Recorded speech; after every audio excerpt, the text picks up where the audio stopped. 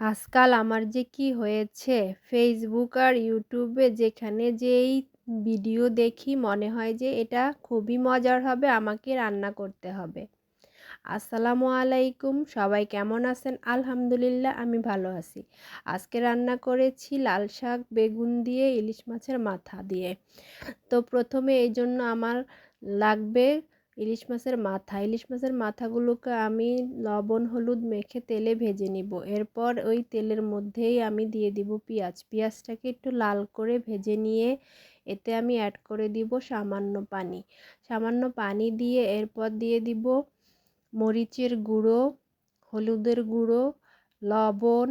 আমি কিন্তু ইলিশ কিংবা আহ, চিংড়ি মাছ রান্না করলে আর হলুদ মরিচ লবণ ছাড়া অন্য কোনো মশলা ব্যবহার করি না, কিন্তু এটা যেহেতু আমি ফেসবুকে দেখে রান্না করছি, তাই এতে আপু যে ধরনের মশলা ব্যবহার করেছে সবই ব্যবহার করব। তারপরে দিয়ে দিব ধনিয়ার গুঁড়ো, আদা বাটা, রসুন বাটা। এই তো, এগুলো দিয়ে একটু মাছটাকে কষিয়ে নিব। জিরা বাটাটাও দিয়ে দিব। জিরা বাটাও অ্যাড করব। আমি সাধারণত ইলিশ দিয়ে যাই রান্না করি না কেন, আদা বাটা, রসুন বাটা, জিরা বাটা এগুলো আমি অ্যাভয়েড করি। বাট আজকে এভাবে রান্না করে কিন্তু অনেক মজার হয়েছে। যাই হোক, এই মশলাটা কষিয়ে নিয়ে এরপর আমি দিয়ে দিব আগে থেকে কেটে ধুয়ে রাখা লাল শাক আর একটা বেগুন ঘরে ছিল, তাই ভাবলাম রেসিপিটা করেই ফেলি। এই তো ঢাকনা দিয়ে ঢেকে একটু সেদ্ধ হয়ে আসছে, এই পর্যায়ে আমি সুন্দর করে নেড়ে চেড়ে দিব। নেড়ে চেড়ে দিয়ে আর ঢাকনা দিব না, কারণ এটা প্রায়ই সেদ্ধ হয়ে গেছে। শাক বেশি সময় লাগে না, বেগুনটা একটু সময় লাগে।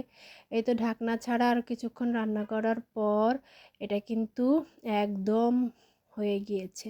আর তেমন কিছুই করতে হবে না, জাস্ট যে যেরকম খেতে পছন্দ করেন, ধরেন যে শুকনো শুকনো খেতে পছন্দ করেন সে সেরকম রাখবেন, আর যে ধরেন একটু ঝোল ঝোল খেতে পছন্দ করেন সে সেরকম রাখবেন।